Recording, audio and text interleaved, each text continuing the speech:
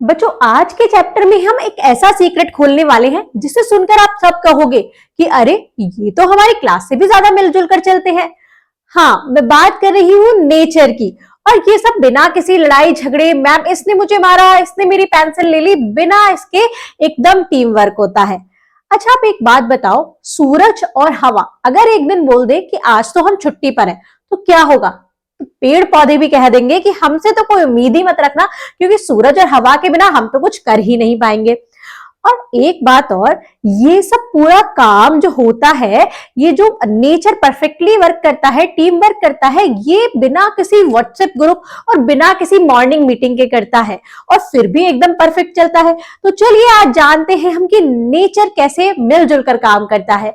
Hello बच्चों, welcome to Misty classroom, जहां हम कर रहे हैं आपकी class 8 new NCERT science curiosity का चैप्टर नंबर 12, जिसका नाम है how nature works in harmony. मतलब नेचर कैसे मिलजुल कर काम करता है, ये सब मिलजुल कर कैसे होता है। तो चलिए सीक्रेट को खोल लेते हैं कि नेचर कैसे हमसे भी ज्यादा मिलजुल कर काम करता है। आइए चलते हैं। स्टार्टिंग में प्रॉप्स एंड पॉन्डर्स होते हैं, तो उन क्वेश्चंस को पढ़ लेते हैं। उसके बाद इनके आंसर्स हमें चैप्टर में मिलेंगे। कुछ एक्सप्लेन मैं आपको यहाँ पर भी करते चलूंगी, और कुछ क्वेश्चन जो आपके माइंड में आएंगे आपको लिखने हैं कमेंट सेक्शन में। तो चलिए शुरू करते हैं। How might the loss of forest cover and change in rainfall pattern leads to elephant entering human farms and village. अब कैसे, जब फॉरेस्ट में लॉस होने लगता है, रेनफॉल पैटर्न बदलता है, पेड़ पौधे कम होते हैं, तो क्यों जो एलिफेंट्स हैं वो एंटर कर जाते हैं ह्यूमन फार्म में और विलेज में? क्योंकि वहां पर उन्हें अपना खाना और पानी नहीं मिल पाता है फॉरेस्ट में डिसबैलेंस की वजह से। मतलब वहां पानी की कमी हो जाती है, या फॉरेस्ट या मतलब पेड़ पौधों की कमी होती है, तो उन्हें अपना खाना नहीं मिलता। अब उन्हें खाना नहीं मिलेगा तो ढूंढने कहीं तो निकलेंगे, तो वो कहाँ निकल आते हैं? ह्यूमन फार्म्स में और विलेज में, क्योंकि उनको वहां इजीली क्रॉप्स मिल जाती है, पानी मिल जाता है, इसलिए वो एंटर करते हैं अपनी भूख प्यास को मिटाने के लिए। नेक्स्ट है, imagine you are a tree in a dense forest. अब आपको इमेजिन करना है कि आप एक ट्री है एक बहुत घने जंगल में। What kind of relationship would you have with the water, sunlight, animal and the other components of forest. तो आपका रिलेशनशिप कैसे होगा? जैसे आप घर में रहते हैं तो आपका रिलेशनशिप आपकी mother, father, brother, sister, grand mother, grandfather, cousins और इन सब के साथ रिलेशन होता है। तो अगर आप फॉरेस्ट में ट्री हैं तो आपका इन सब चीजों के साथ रिलेशन क्या होगा? Water, sunlight, animal and other component. अब आप सोचो, आपकी मम्मी आपको खाना बना कर देती है, तो उनसे आपका मतलब वो आपकी मदर है, ठीक है, आपको खाना बना कर देती है। आपके पापा पैसे कमा के लाते हैं, या मम्मी भी वर्किंग है तो वो भी पैसे लाती हैं, घर का काम करती हैं।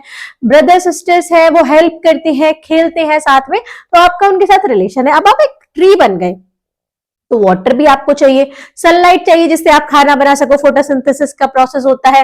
वाटर चाहिए, है ना, सॉइल जिससे हमें मतलब सॉइल क्या है, सॉइल और वाटर हमें मतलब पेड़ को न्यूट्रिएंट देते हैं। तो आप अगर पेड़ हो तो आपको न्यूट्रिएंट मिलेगा, उनसे न्यूट्रिशन मिलेंगे। एनिमल्स क्या करेंगे? आपके जो फल फूल है उन्हें खाएंगे और उनके सीड्स को एक जगह से दूसरी जगह ले जाएंगे, जिससे ट्रांसफर होगा और वहां पर भी पेड़ उगेगा। अदर कंपोनेंट्स है, मतलब जो आपके और भी पेड़ पौधे हैं, उनके साथ मिलकर आप एनवायरमेंट को अच्छा बनाओगे, ऑक्सीजन शेयर करोगे, और मतलब डेंस फॉरेस्ट होगा तो मतलब अच्छा एनवायरमेंट होगा, क्लीन एंड कूल। ठीक है। नेक्स्ट है, do you think the earth can thrive without humans. क्या आप ऐसे सोचते हैं, मतलब क्या आपको ऐसा लगता है कि जो ह्यूमन बीइंग्स हैं वो अर्थ के बिना सर्वाइव कर पाएंगे? Can human survive, sorry, earth can thrive without human. Earth क्या ह्यूमन के बिना सर्वाइव कर पाएगी, या ह्यूमन अर्थ के बिना सर्वाइव कर पाएंगे? अब बच्चों, अर्थ है, अर्थ तो अगर ह्यूमन नहीं होंगे, एनिमल्स होंगे, प्लांट्स होंगे, ठीक है, वो सर्वाइव कर सकता है, लेकिन ह्यूमन तो अर्थ के बिना बिल्कुल भी सर्वाइव नहीं कर पाता, क्योंकि अर्थ पर ही एयर है, वाटर है, जो एटमॉस्फेयर उनको जीने के लिए चाहिए वो है, तो ह्यूमन सर्वाइव नहीं कर सकता अर्थ के बिना। If two kinds of a bird compete for the same fruit, how might their way of living change over time। अब मतलब इस ऊपर वाले का क्वेश्चन का आंसर ऐसे भी दे सकते हैं कि अर्थ का जो सारे जो फ्रूट्स, वेजिटेबल्स, ये सब है, तो वो ह्यूमन बीइंग्स ही खाते हैं, तो एक दूसरे पर डिपेंडेंट होते हैं। क्लियर। थोड़ा मतलब अर्थ कम डिपेंडेंट है ह्यूमन पर, लेकिन ह्यूमन तो पूरी तरीके से अर्थ पर डिपेंडेंट है। अर्थ ही नहीं होगी तो ह्यूमन सर्वाइव जी ही नहीं पाएंगे। अब यहाँ पर है two kinds of bird compete for the same fruit. एक दो तरीके के बर्ड्स हैं, बहुत सारे बर्ड्स हैं, मतलब टू टाइप्स के, तो वो कंपीट कर रहे हैं सेम फ्रूट पर, वो सेम ही फ्रूट को खा रहे हैं। How might their way of living change over time, तो टाइम के साथ साथ उनका लिविंग कैसे चेंज होगा? ऐसे चेंज होगा कि अगर टू टाइप्स ऑफ बर्ड्स है तो बहुत सारे बर्ड्स हो गए, दो ग्रुप्स मतलब बहुत सारे बर्ड्स हो गए, अब वो एक ही तरीके के फ्रूट्स को खा रहे हैं, तो वो क्या करते हैं? एडजस्टमेंट करते हैं। एडजस्टमेंट कैसे? कि वो किसी दूसरे एरिया में जाके रहने लगते हैं, दूसरे फ्रूट पर डिपेंडेंट हो जाते हैं।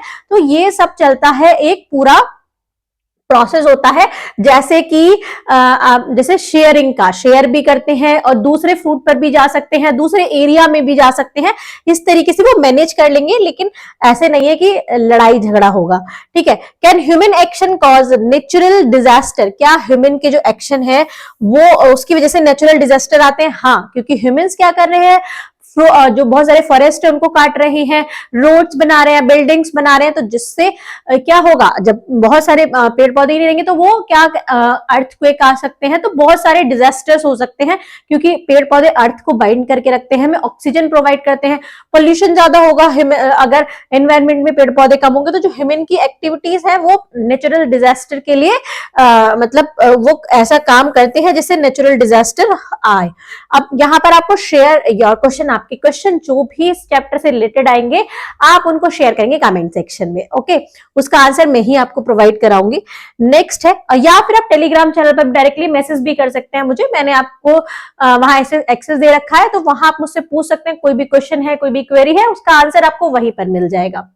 अब चलते हैं चैप्टर पर। Why elephants enter human farms and village, क्यों एलिफेंट आते हैं ह्यूमन फार्म्स और विलेज में? तो एक क्वेश्चन आया था इसी से रिलेटेड, उसका आंसर मैंने आपको दिया था, तो वही डिटेल्स में हम पढ़ते हैं।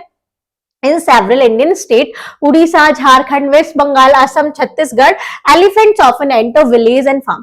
यहाँ ये जो कुछ स्टेट है, बहुत सारे स्टेट में एलिफेंट्स अक्सर आ जाते हैं विलेजेस में। क्यों आते हैं? When vegetation becomes scarce and water holes dry up in forest, जब वेजिटेशन मतलब खाने पीने की कमी हो जाती है फॉरेस्ट में, वाटर होल्स ड्राई अप हो जाते हैं, पानी सूख जाता है वहां, elephants move towards farm in search of food like banana and sugarcane. अब वो आते हैं फार्म में बनाना और शुगर केन ढूंढने। Next, this lead to crop damage and sometimes even harm to people and domestic animal। अब इससे क्या होता है कि जब वो क्रॉप्स के पास आते हैं, मतलब विलेजेस में एंटर कर जाते हैं, तो उससे डैमेज हो जाता है क्रॉप्स का, और कभी कभी लोगों को भी हार्म पहुंचाते हैं, क्योंकि उनको पता ही नहीं होता कैसे बिहेव करना है। और जो डोमेस्टिक एनिमल्स होते हैं उनको भी बहुत प्रॉब्लम आती है जब एलिफेंट वहां एंटर कर जाते हैं, क्योंकि वो उन पर अटैक कर देते हैं। Change in rainfall and temperature affect forest vegetation. क्यों फॉरेस्ट का वेजिटेशन इफेक्ट होता है? रेनफॉल और टेम्परेचर में जो चेंज होता है उसकी वजह से जो फॉरेस्ट का वेजिटेशन है उसमें चेंजेस आते हैं। और किस लिए? Cutting down trees and for roads and buildings. लोग क्या कर रहे हैं? ट्रीज को काट रहे हैं, बिल्डिंग्स बना रहे हैं, रोड्स बना रहे हैं। worsen the situation causing forest to shrink and dry up।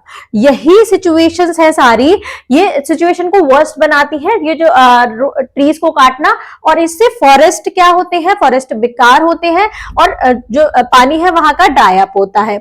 when forest cannot support wildlife animal move towards human habitat। जब forest support ही नहीं कर पाता, उनकी जो requirement है उनको पूरा ही नहीं कर पाता, तो जो एनिमल्स होते हैं ना बच्चों, वो एंटर कर जाते हैं ह्यूमंस के हैबिटेट में, ह्यूमंस जहां रहते हैं वहां एंटर कर जाते हैं। Elephant are adapted to forest life. Elephants adapt कर चुके होते हैं फॉरेस्ट लाइफ को, but sudden environmental change make survival difficult for them. लेकिन अचानक से जो ये चेंज होता है, उनको खाने पीने को ही नहीं मिलता, तो वो उनके लिए बहुत डिफिकल्ट हो जाता है। Wildlife expert have created wildlife corridors to help elephant travel safely between large forest area without entering human settlement. अब जो वाइल्ड लाइफ एक्सपर्ट्स हैं उन्होंने कॉरिडोर्स बना रखे हैं, जिससे एलिफेंट्स क्या है, एक लार्ज फॉरेस्ट से दूसरे लार्ज फॉरेस्ट में इजीली चले जाते हैं बिना ह्यूमन के हैबिटेट में आए, मतलब बिना जहां ह्यूमन रहते हैं वहां पर एंटर किए बिना ही मतलब फॉरेस्ट से फॉरेस्ट में ही एंट्री कर जाते हैं। This chain of event show how closely connect all elements of nature are.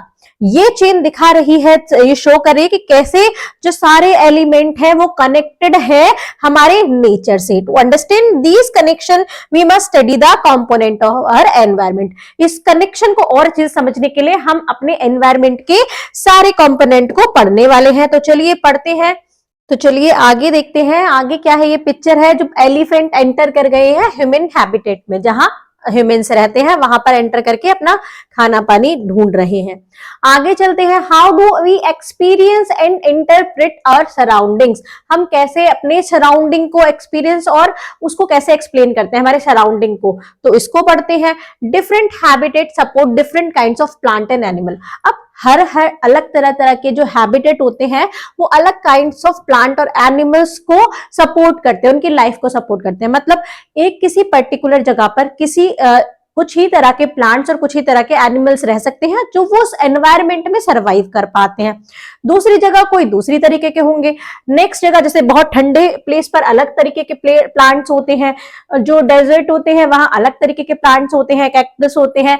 तो जैसी जिस जगह पर वो सरवाइव कर पाते हैं उस तरीके के कुछ ही काइंड के जो प्लांट होते हैं और अलग अलग काइंड्स के प्लांट और एनिमल सरवाइव करते हैं। Habitat is the place. अब हैबिटेट क्या होता है वही मैं आपको बता रही थी कि एक प्लेस जहां कोई भी ऑर्गेनिज्म रहता है। Even the bark of a tree can be a habitat. एक बार्क ऑफ ट्री भी क्या है, हैबिटेट हो सकता है। किसी जैसे कोई भी इंसेक्ट है, कोई भी एनिमल है, उसका हैबिटेट होता है। हम रह रहे हैं जहां, वो हमारा हैबिटेट है, हम अपने एनवायरमेंट में रह रहे हैं। कोई प्लांट जहां सर्वाइव कर पाए वो उसका हैबिटेट है। तो जहां पर कोई जो ऑर्गेनिज्म है वो रहता है उसी को उसका हैबिटेट बोलते हैं। Plants and animal interact with each other. Plants और एनिमल एक दूसरे से इंटरेक्ट करते हैं क्योंकि एक दूसरे पर डिपेंडेंट होते हैं। And adapt to survive in their surrounding. और अडप्ट करते हैं अपने सराउंडिंग के एनवायरमेंट को, वहां पर रहने, मतलब अगर वो वहां रह रहे हैं तो उनको अडेप्ट करना पड़ता है। वहां का टेम्परेचर कैसा है, गर्मी है, सर्दी है, तो उस तरीके के वो एनवायरमेंट को अडेप्ट करते हैं। Each habitat includes living organism. हर हैबिटेट में इंक्लूड होते हैं लिविंग भी और नॉन लिविंग भी। अब लिविंग में प्लांट्स, एनिमल और माइक्रोब्स, ये सारे क्या है, लिविंग्स है। एनिमल है, प्लांट्स है, माइक्रोब्स है। और नॉन लिविंग कॉम्पोनेंट में कौन कौन आता है, नॉन लिविंग कॉम्पोनेंट होते हैं जैसे सॉइल हो गई, वाटर, एयर, सनलाइट और टेम्परेचर। ये नॉन लिविंग जो कॉम्पोनेंट्स है एनवायरमेंट के या हैबिटेट के वो होते हैं। एक्टिविटी करनी है, explore to near by habitats and identify the living and non living component in each. आपको क्या करना है, एक्सप्लोर करना है दो आसपास के हैबिटेट्स को। आप कुछ भी ले सकते हो, पॉन्ड ले सकते हो या कोई एरिया ले सकते हो, वहां के जो लिविंग कंपोनेंट है और नॉन लिविंग है, वहां एनिमल्स और प्लांट कौन कौन से हैं, और वहां पर जो नॉन लिविंग है जैसे सॉइल है, वाटर है, एयर है, सनलाइट है या टेम्परेचर है, ये कौन कौन से हैं। तो इस एक्टिविटी में आपको करना है, ये एक्टिविटी है explore habitat in groups under your teachers guidance. Teachers की गाइडेंस के साथ आपको दो कोई भी हैबिटेट को एक्सप्लोर करना है। Identify any two habitat around you. कोई भी दो हैबिटेट ले सकते हैं, जैसे पॉन्ड हो गया, फॉरेस्ट हो गया, एग्रीकल्चर फार्म्स हो गए, आप कोई भी दो ले सकते हैं। आपको क्या करना है, एक लार्ज ट्री है वहां बनियन, मैंगो और कोई भी ट्री है, white fig. List the living being you observe in that habitat in each habitat. दोनों हैबिटेट में आप जितनी भी लिविंग थिंग्स, जो भी प्लांट्स हैं, जो भी एनिमल्स हैं, उनको आप ऑब्जर्व कर सकते हो, उनकी लिस्ट बनानी है। जैसे यहाँ पॉन्ड में गए या फॉरेस्ट में गए तो लिविंग बीइंग्स जैसे फिश है, पॉन्ड में है, और टॉर्टोइज, जो भी आप देखोगे प्लांट्स है वहां पर। और नॉन लिविंग में वाटर हो गया, है ना, ऑक्सीजन, टेम्परेचर, ये सब सारी चीजें वहां पर आएंगी। सॉइल भी होता है। अब list the non living components present there. Non living को भी, और ऐसे जैसे फॉरेस्ट में भी लिविंग है, प्लांट्स है, ग्रास है, ट्रीज है, बर्ड्स है, और नॉन लिविंग में सॉइल हो गया, वाटर हो गया, ये सारी चीजें नॉन लिविंग में आ जाएंगी। और रिकॉर्ड करना है यहाँ अपनी ऑब्जर्वेशन को। जरूरी नहीं है पॉन्ड और फॉरेस्ट में भी जाओ, कोई भी दो हैबिटेट ले सकते हो, उनके अकॉर्डिंग अपनी लिस्ट बना सकते हो। लिस्ट आपको ऐसे मेंटेन करनी है। आगे देखते हैं biotic and non biotic components. Biotic, abiotic वही चीज होती है, जैसे जो लिविंग है वो बायोटिक होंगी। जितने भी लिविंग जो कंपोनेंट्स हैं, बर्ड्स हैं, एनिमल्स हैं, प्लांट्स हैं, ये बायोटिक में आएंगी। और जितनी भी नॉन लिविंग थी, वाटर, एयर, टेम्परेचर, ये अबायोटिक में आएंगी। क्लियर। इन दोनों के नाम बस नाम रख दिए हैं। एंड हैबिटेट डिफरेंसेस, हैबिटेट में क्या डिफरेंस है, देखो यहाँ पर एक पॉन्ड हैबिटेट दिखाया है, यहाँ पर ऐसे ये डक है, ये टॉर्टोइस है, फ्रॉग है, ये सब रह रहे हैं, यहाँ पर प्लांट्स है, और ये सब फॉरेस्ट हैबिटेट दिखाया है, यहाँ पे ये सारे एनिमल्स दिखाए हैं, पेड़ पौधे दिखाए हैं, और यहाँ पर सनलाइट है, टेम्परेचर होगा यहाँ का, सॉइल है, ये सब फॉरेस्ट में आएंगे। तो both habitat in activity 12.1 having living और नॉन लिविंग, लिविंग को बायोटिक और नॉन लिविंग को अबायोटिक कंपोनेंट्स ऐसे बोला गया। The types of living beings and abiotic factors differ from one habitat to another.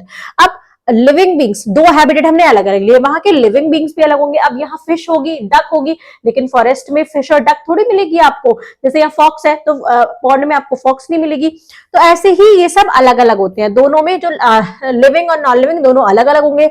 Organisms live on land और in water because each require specific condition to survive. जो organism land और water दोनों में रहते हैं, वो क्योंकि each require specific condition to survive, उनको स्पेसिफिक कंडीशन चाहिए सर्वाइव करने के लिए। जो लैंड पर रहते हैं उनको अलग, और जो वाटर में रहते हैं उनको अलग। Different habitat provide different living condition, जो अलग अलग हैबिटेट हैं वो अलग अलग कंडीशंस देती हैं रहने के लिए, लिविंग कंडीशन अलग अलग होती है। जैसे एग्जांपल, पॉन्ड में फिश सर्वाइव कर पाती है क्योंकि वहां का जो हैबिटेट है वो उनको फूड देता है, ऑक्सीजन देता है, शेल्टर देता है और स्पेस देता है, पानी में उन्हें ये सब मिलता है।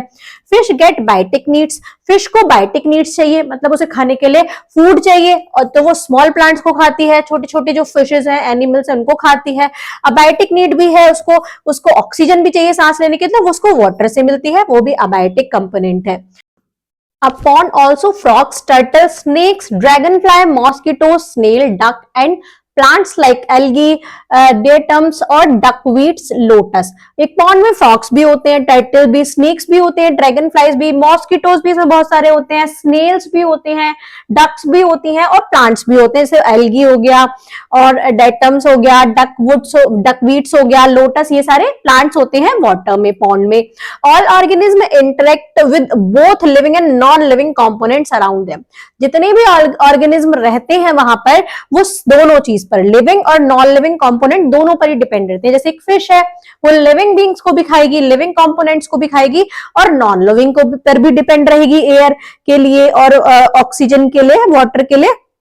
Every habitat has its own abiotic condition, her habitat की अपनी एक अबायोटिक कंडीशन। अबायोटिक नाम सुनते ही नॉन लिविंग जो चीजें होती है, जैसे एयर है, सनलाइट, वाटर, टेम्परेचर, सॉइल, इन सब की अलग अलग नीड्स होती है, अलग अलग कंडीशन होती है। वाटर में सॉइल, वाटर, ये सब अलग अलग टाइप का होता है, एयर अलग टाइप, मतलब अलग कंडीशंस होती हैं, अलग सब, लेकिन जरूरत सबकी होती है। Different organism use habitat resources in different way, अलग अलग ऑर्गेनिज्म हैबिटेट रिसोर्सेज को अलग अलग तरीके से यूज करते हैं। खाने की हैबिट्स अलग होती हैं उनके, मतलब जो यूज करते हैं चीजों को, उनकी चीजें अलग होती हैं। एग्जांपल, एक फॉरेस्ट में एक स्नेक एक्टिव रहता है नाइट में, और एक रोडेंट एक्टिव रहता है डे में। शेयर द सेम हैबिटेट, दोनों सेम हैबिटेट शेयर करते हैं, एक ही जगह पर रहते हैं, लेकिन एक रात में एक्टिव रहता है, एक दिन में, बट एक्सपीरियंस डिफरेंट कंडीशन। अब रात में रहता है उसके लिए कंडीशन अलग है ना, और दिन वाले के लिए अलग है। This show how organisms coexist in harmony with in our habitat. तो ये दिखाता है कि कैसे ऑर्गेनिज्म एक ही टाइप के हैबिटेट में एक साथ मिलजुल कर रहते हैं, जबकि उनकी सर्वाइवल की कंडीशंस अलग अलग होती हैं। Who all live together in nature, कौन कौन नेचर में एक साथ रहता है? एक्टिविटी 12.1 में आपने ऑब्जर्व किया, फिश इन अ पॉन्ड, एक फिश देखी पॉन्ड में। You likely saw many fishes in same kind, not just one, same kind, not just one. एक तरीके की एक ही फिश नहीं होगी, बहुत सारी फिश होंगी। A group of organism of a same kind living together, जब एक ही तरीके के ऑर्गेनिज्म का जो ग्रुप होता है वो रहता है एक साथ एक हैबिटेट में, तो उसको पॉपुलेशन बोलते हैं। अब उस फिश की पॉपुलेशन हो गई, वो जो एक टाइप की फिश है उसकी एक जैसी फिश बहुत सारी हो गई, तो वो जो सारा ग्रुप है उसको हम पॉपुलेशन बोलेंगे उस फिश की। In the same habitat we can observe multiple population, एक ही सेम हैबिटेट में आपको मल्टीपल पॉपुलेशन मिल जाएंगी। मतलब फिश भी मल्टीपल वेराइटीज की होंगी, फ्रॉक्स भी होंगे, टर्टल भी होंगे, स्नेक्स, वाटर स्नेक्स भी होंगे, और different organism. Each habitat contain many population living together, हर हैबिटेट में एक साथ बहुत सारी पॉपुलेशन रह रही होती है। जैसे अलग अलग टाइप के ऑर्गेनिज्म रह रहे होते हैं। अब आगे चलते हैं एक्टिविटी 12.2। अब रिकॉर्ड करना है, फिर से एक्टिविटी करनी है। We can study the population of a plant और animal by counting them in a specific place and time. एक सेम प्लेस और टाइम पर आपको वहां की पॉपुलेशन काउंट करनी है, अब चाहे वो प्लांट की हो चाहे एनिमल की हो। Divide student into 4 to 5 group. आपको 4 to 5 ग्रुप के स्टूडेंट्स के ग्रुप बनाने हैं। Each group select any 2 organism. हर ग्रुप को 2 ऑर्गेनिज्म सेलेक्ट कर लेने, जैसे एक ने करा प्लांट और एनिमल, हर किसी के 2 organism. Mark 1 meter into 1 meter area in the school garden. School garden में 1 मीटर का एरिया आपको मार्क कर देना है। Identify 4 organism in this area. उस एरिया में आपको 4 ऑर्गेनिज्म फाइंड आउट करने हैं एंड काउंट देयर नंबर्स। उनके नंबर काउंट करने, जैसे ग्रास हो गई, प्लांट्स होंगे किसी तरीके के, कुछ भी वहां इंसेक्ट होगा उसको काउंट करना है। Record all observation in table 12.2। Plant 1 देखोगे, प्लांट 2 देखोगे, कोई एनिमल दिख रहा है वहां पर, एनिमल 1 एनिमल 2, ऐसे करके प्लांट 1 कितने हैं 20, प्लांट 2 5 है, ऐसे करके आपको पूरी ये आपको टेबल बनानी है। Compile the data from all group to compare population. आपको पूरा, जैसे गार्डन पूरा कवर हो गया, अब उस सबको जो आपका डेटा है उसको कंपाइल करना है, एक साथ देखकर बताना है कि वहां पर पॉपुलेशन उस चीज की कितनी होगी। तो इस टेबल में आपको ऐसे फिल करना है। अब देखते हैं population and community in a habitat. Population और कम्युनिटी एक हैबिटेट में क्या होती है। पॉपुलेशन अभी पता है example, a population may have 20 plants in one type. 20 plants है, ऐसा हो सकता है कि 20 प्लांट्स है एक टाइप के, 5 प्लांट्स है अनदर टाइप के, एक 1 into 1 मीटर स्क्वायर एरिया में। A population in a group of organism of the same time living in a habitat at a given time. मतलब एक जो पॉपुलेशन है वो ग्रुप है ऑर्गेनिज्म का, same type of living in a habitat और उस गिवन टाइम पर। जैसे मैंने आपको बताया एक ही टाइप के, जैसे 20 प्लांट है तो वो उसकी पॉपुलेशन है। 20 प्लांट्स ये एक पॉपुलेशन है, 5 प्लांट्स अदर पॉपुलेशन है। कहना habitat have only one type of organism। क्या एक हैबिटेट में सिर्फ एक ही टाइप का ऑर्गेनिज्म मिला? नहीं। If all organisms were the same, अगर सारे ऑर्गेनिज्म सेम होंगे, they would need the same food, उनको सेम फूड की जरूरत पड़ेगी, same water and space, leading to competition and scarcity. जिससे क्या होगा, अगर एक ही टाइप के होंगे तो वो एक ही टाइप का खाना खाएंगे, एक ही तरीके की उनको सारी कंडीशन चाहिए, तो उस जगह पर उस चीज की कमी हो जाएगी। अगर वो वाला जैसे कोई प्लांट है ना, या फिर कोई एनिमल है, कोई एक पर्टिकुलर एनिमल है, अगर उस एरिया में चूहे या फिर एक ही पर्टिकुलर स्नेक मिलेंगे तो वो एक ही टाइप के उनको फूड चाहिए। अब उस फूड की वहां पर तो कमी हो जाएगी, इसलिए वहां मल्टीपल टाइप के वैरायटीज होती है एनिमल्स की और प्लांट की, जिससे वहां एक बैलेंस बना रहे, हर चीज यूज भी हो और दोबारा ग्रो भी हो सके। Activity 12.1 and 12.2 show that different group of organism live together in a habitat। दोनों एक्टिविटी ने दिखा दिया कि अलग अलग ग्रुप के जो ऑर्गेनिज्म होते हैं वो एक हैबिटेट में रहते हैं। A community include different population sharing the same habitat। अब पॉपुलेशन तो हो गई कि एक टाइप के एनिमल्स की जितनी काउंटिंग होगी, जितने वो नंबर ऑफ एनिमल्स या नंबर ऑफ प्लांट होंगे एक ही सेम काइंड के, वो उनकी पॉपुलेशन होगी। कम्युनिटी क्या होती है, अब एक ही हैबिटेट में अलग अलग टाइप के एनिमल या प्लांट रह सकते हैं, तो अलग अलग टाइप की पॉपुलेशन हो गई। उस पॉपुलेशन को मिला के, मतलब उसमें डिफरेंट पॉपुलेशन को मिला के जो वो एक ही जगह रह रही हैं, एक ही हैबिटेट में रह रही हैं, उसको कम्युनिटी बोलते हैं। क्लियर? तो उस कम्युनिटी में अलग अलग टाइप के एनिमल्स या प्लांट्स हो सकते हैं, लेकिन पॉपुलेशन में सेम काइंड के ही रहेंगे। जैसे एक एग्जांपल से अगर मैं आपको बताऊं कि एक घर है, घर में मेंबर्स हैं आपके घर के, अब कम्युनिटी क्या होती है, उसमें अलग अलग घर हो गए, तो अलग अलग फैमिली हो गई, लेकिन उन फैमिली को मिलाकर एक कम्युनिटी बन गई। तो ऐसे ही वो ये पॉपुलेशन को मिलाकर, सारी पॉपुलेशन को मिलाकर एक कम्युनिटी बन गई। द बायोटिक कॉम्पोनेंट्स, बायोटिक कौन कौन से थे, plant, animal, micro organism from the community, ये सब मिलकर प्लांट, एनिमल, माइक्रो ऑर्गेनिज्म मिलकर एक कम्युनिटी बनाते हैं। These organism interact and depend on each other for survival. ये इंटरेक्ट करते हैं आपस में और एक दूसरे पर डिपेंड रहते हैं सर्वाइवल के लिए। एक दूसरे पर, जैसे एनिमल प्लांट किसी प्लांट पर डिपेंड होगा, प्लांट किसी मतलब जैसे बायोटिक कंपोनेंट है उन पर डिपेंड होगी, ऐसे। एवर हेड ऑफ पॉलिनेशन, क्या आपने पॉलिनेशन के बारे में सुना है? पॉलिनेशन क्या होता है, brightly coloured flower have different part. एक जो ब्राइटली कलर्ड फ्लावर होते हैं उसमें अलग अलग पार्ट होते हैं, स्टाल सेपल्स होती हैं, ग्रीन लीफ लाइक पेटल्स होते हैं जो कलरफुल इसकी पेटल्स होती हैं। रिप्रोडक्टिव पार्ट होते हैं इसमें, स्टेमन्स मेल में होता है और कार्पल फीमेल में होता है। ये एक फ्लावर के जो पार्ट्स हैं वो बताए गए हैं। स्टेमन release yellow dust like pollen grain. अब स्टेमन जो होता है प्लांट में, जो फ्लावर में, वो एक yellow dust like pollen grain release करता है। Wind, water, insect, bait and birds help transfer pollen from stamen to carpel. अब स्टेमन से कार्पल तक पहुंचाता है, मेल से फीमेल तक पहुंचाते हैं जो ये हवा है, पानी है, इंसेक्ट है या बर्ड्स है, ये जो वो पॉलन निकलता है, जो रिलीज होता है पॉलन ग्रीन, उसको लेकर दूसरे प्लांट्स पर कार्पल तक पहुंचाते हैं, फीमेल तक, ठीक है, जिससे carpel of the same and different flower, same और डिफरेंट फ्लावर तक पहुंचाते हैं। यही जो प्रोसेस होता है इसी को ही पॉलिनेशन बोलते हैं, कि जब ये हवा, पानी या इंसेक्ट से, बर्ड से, एक फ्लावर से जो पॉलन निकलता है, पॉलन ग्रेन निकलता है, वो दूसरे फ्लावर तक पहुंचाना, उसी को ही पॉलिनेशन बोला जाता है। Pollination essential for fruit and seed formation, essential है ये फ्रूट्स के लिए और सीड बनने के लिए, सीड फॉर्मेशन के लिए ये बहुत ही एसेंशियल है। आगे चलते हैं। Does every organism in a community matter? क्या जितने भी ऑर्गेनिज्म हैं कम्युनिटी में वो मैटर करते हैं? क्या सबकी बराबर वैल्यू होती है, मतलब वैल्यू होती है? Researcher studies how fish in pond affect seed production in near by plant. Researcher ने स्टडीज की कैसे पॉन्ड में जो फिशेस हैं वो अफेक्ट करती हैं सीड प्रोडक्शन को आसपास के प्लांट में। पॉन्ड ए में देखो, पॉन्ड ए विद फिश, यहाँ पॉन्ड ए है, यहाँ फिशेज हैं, ठीक है, तो यहाँ कितना सारा प्लांटेशन है। पॉन्ड बी विदाउट फिश, तो पॉन्ड ए में क्या है, मोर फ्लावरिंग प्लांट अराउंड अस, जब वहां फिश है तो उसके आसपास ज्यादा फ्लावर मिलेंगे।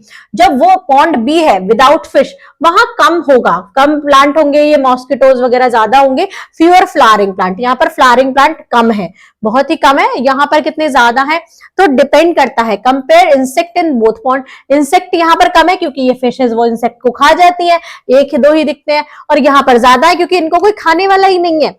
Pond A had a fewer dragon fly, यहाँ पर ड्रैगन फ्लाई कम है, और पॉन्ड बी में ज्यादा ड्रैगन फ्लाई है क्योंकि इनको फिश खा ही नहीं रही है। Why fewer dragonfly in pond A? क्यों है ड्रैगन फ्लाई पॉन्ड ए में कम?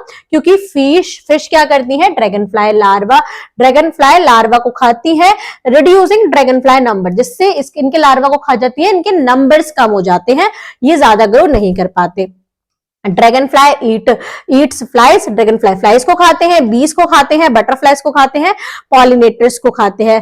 फ्यूअर ड्रैगन है तो ज्यादा बीज होंगी, ज्यादा फ्लाइज होंगी और बटरफ्लाई ज्यादा होंगी। अगर ये कम है तो बटरफ्लाई और बीज फ्लाई ज्यादा होंगी, जिससे क्या होगा, देखो ये प्रोसेस होता है कि जो ये है, बीज हैं, फ्लाइज हैं, बटरफ्लाइज हैं, एक फ्लावर से लेकर दूसरे फ्लावर पर जाकर बैठती हैं, तो वहां पर देती हैं, वहां से दूसरा सीड और जो फ्लावर है वो ग्रो करता है। जब ये जो ड्रैगन फ्लाई हैं, ये सब बटरफ्लाई बीज को खा जाएंगे, तो फ्लावर ज्यादा होंगे ही कैसे, वो दूसरी जगह सीड जाएगा ही नहीं, है ना। तो इसी वजह से यहाँ पर फ्लावर ज्यादा है और यहाँ पर कम है, ठीक है। तो ये पूरा क्या होता है, इंटरकनेक्टेड होता है आपस में, कि अगर फिश है, मतलब हर ऑर्गेनिज्म क्या होता है, कम्युनिटी में मैटर करता है। अगर एक भी ऑर्गेनिज्म नहीं होगा तो वहां की साइकिल पूरी बिगड़ जाती है। आगे देखते हैं interaction and effect in the community. Interaction कैसे होता है, आप देखो, मोर पॉलिनेटर्स नियर पॉन्डे, ज्यादा पॉलिनेटर है पॉन्डे के पास तो ज्यादा पॉलिनेशन होगा, एक फ्लावर से दूसरे फ्लावर्स तक ज्यादा जाएंगे वो लोग, तो ज्यादा सीड प्रोडक्शन होगा, जिससे फ्लावर्स बहुत ज्यादा होंगे। प्लांट अराउंड पॉन्ड ए प्रोड्यूस मोर सीड, जो प्लांट है ज्यादा सीड प्रोड्यूस करेंगे, जो प्लांट बी के पॉन्ड के से कंपेयर में ज्यादा करेंगे। This study shows interaction among, ये दिखाती है बायोटिक कंपोनेंट, जैसे फिश है, ड्रैगन फ्लाई है, पॉलिनेटर प्लांट्स, इनके साथ अबायोटिक कंपोनेंट्स का जो इंटरेक्शन है वो दिखाती है, जैसे टेम्परेचर है, वाटर है, न्यूट्रिएंट है। These component influence and affect each other, ये आपस में एक दूसरे को इन्फ्लुएंस करते हैं और अफेक्ट करते हैं। अगर एक भी चीज नहीं होगी तो प्रॉब्लम आएगी। Think how would over fishing by human disturb this balance, कैसे जो ओवर फिशिंग है, जो लोग ज्यादा मछलियां पकड़ रहे हैं, तो वो बैलेंस को कैसे डिस्टर्ब करेगा। जब ज्यादा फिश ही नहीं होंगी तो ये ड्रैगन फ्लाई ज्यादा होंगे, ये ज्यादा बीज बटरफ्लाई को खाएंगे तो फ्लावर्स कम होंगे, फ्रूट्स कम होंगे।